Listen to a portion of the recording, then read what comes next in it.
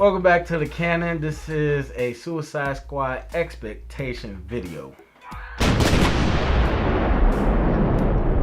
Alright, so this week, Suicide Squad is finally coming out. Man, let's take a trip back memory lane. Old Comic-Con last year seems... Oh yeah, last year. Holy crap. Seems like a long time ago, prove my point. But we got this... Well, actually, we didn't get it. It was leaked. And then Warner Brothers decided to give us this trailer, which we did not know what we were getting into with this movie. And it was good. And then you get to the end. Yeah. And somebody's trying to hurt you really, really bad. And we freak out. And since then, it's been a crazy whirlwind. We're talking about just countless videos and TV spots and kind of, people would say, a tone changer at one point where the Blitz trailer came out in MTV Movie Awards, and it seemed like it just was a different movie all of a sudden. Who knows? We had the reshoot controversy, all that good stuff happened. But man, this I was gonna say the squad, this cast really gelled together through the promotional campaign. We've seen them on a bunch of different things, seen a bunch of pictures. The tattoo parlor at South by Southwest, they all tattooed each other. Like, it's been crazy. So we finally get here. It's tracking at over $120 million. Everyone knows about it. The Joker's in it, Batman's in it, some other people might be in it. Yeah. Sal, when are you going to see this, and what are you thinking? Thursday, 7 o'clock. Got the earlier show. No, wait. Yeah, 7 o'clock. 7 o'clock. No, wait. Going right after work. There's a theater by my work I didn't know about. And so it's a 1-minute drive to the theater. So I'm going Thursday. I am so excited. I can't believe it's already here. I mean, they got so much done. It's crazy how much people can get done in the movie industry in 1 year. Right. We had, some footage from the Comic-Con leaked trailer, which was insane. Still my favorite trailer to this day, of that movie at least. And so yeah, I'm just ready for a different kind of movie that we've never seen before in the superhero world. Yeah.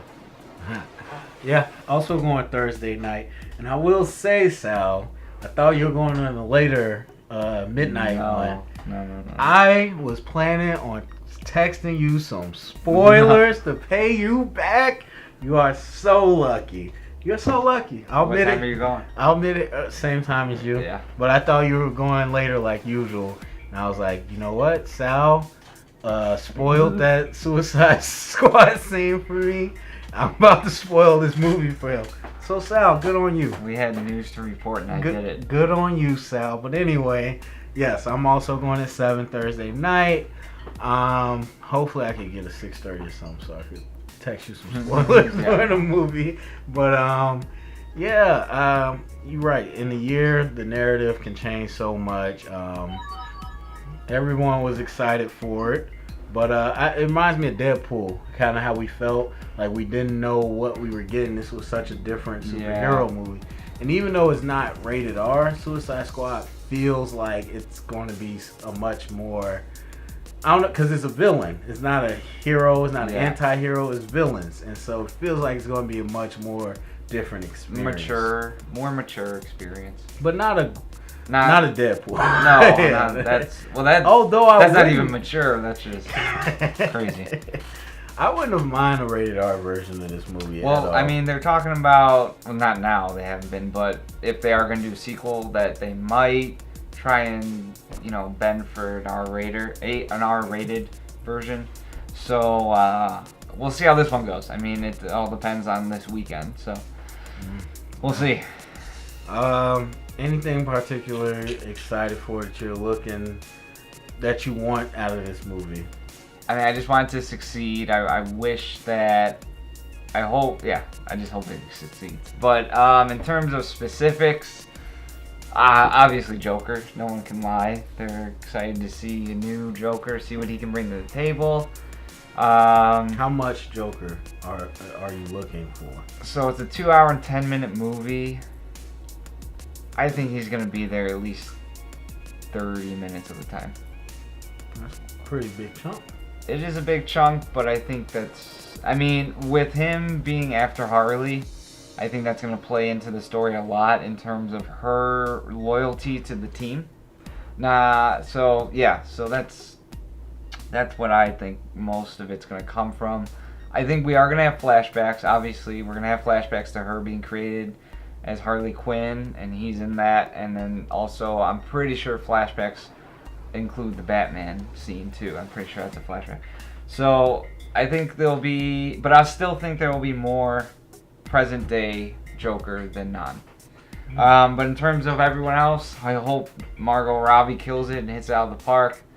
And I hope that I can believe that Will Smith is not Will Smith throughout the whole movie. He'll be fine. I don't know. I'm not worried. It's not like he's playing Superman. He's Deadshot, dude that shoots stuff. But still, it's Will Smith. Just think of I Am Legend or iRobot or anything. It's just Will Smith with a gun. Yeah, exactly. That's what I don't want to think of. I want to think of a character that he's bringing to life. The character's Will Smith. That it? Yeah. Yeah. It's Joker, Harley. The spotlight's on them. I personally don't want or think there's going to be a lot of Joker. I would like to keep it minimal. But focus on the Suicide Squad. Yeah. I've always said I wish it was 100% flashbacks, because then it was just more of a tease to the Joker, and then we're all waiting to see what he's like in present day. But it doesn't seem like that's the case. But I'm okay with that. I just don't need too much Joker. I don't need him to overshadow the movie. Sure. But the spotlight's on him, definitely, just because of the character. And Margot Robbie bringing Harley Quinn to the screen for the first time. And I've been telling you this before. I'm not liking this so far. I have not been a fan of her version of Harley Quinn. I know it's New 52. It's not an animated series, but it just hasn't won me over. And so I'm hoping in context of the movie, it's going to be a lot better. But it's just once I heard her speak, I thought she was going to have that Brooklyn or wherever she's from accent of Wolf of Wall Street. And that's why I love that they casted her, because that's how Harley... Wolf of Wall Street. Are you kidding me? Come on. I've heard why people like it. I'm not. Okay. I'm not crude like that. Anyways, so that's gonna be interesting. But I also have high hopes for Viola Davis. I love that they casted her. I know you didn't like it. I like the casting. I just don't like the product so far. Okay. Well, I think she's gonna be very good. I think she's gonna surprise people that don't know her character. I think people are really gonna like her, and and Scott Eastwood. Let's see if he's gonna be anyone. I'm saying let's see if he's gonna be anyone. You don't know. Yeah. I don't think he is. Yeah. I don't think he is, because they did the same thing with Jenna Malone. We already had this discussion. You've been mad about that. Yeah. I'm glad though. I'm glad she wasn't. Anyways, I guess another thing I'm really looking forward to is the adversary. What implications does he have on the story going forward in this universe? Is he a one-off villain? Who is he? Who is he connected to? Why didn't they talk about this or say anything about this in Batman vs. Superman if it was such a big incident? Whatever. This takes place after Batman v Superman. No, it takes place between Batman and Superman and Man of Steel. It's a year after Man of Steel.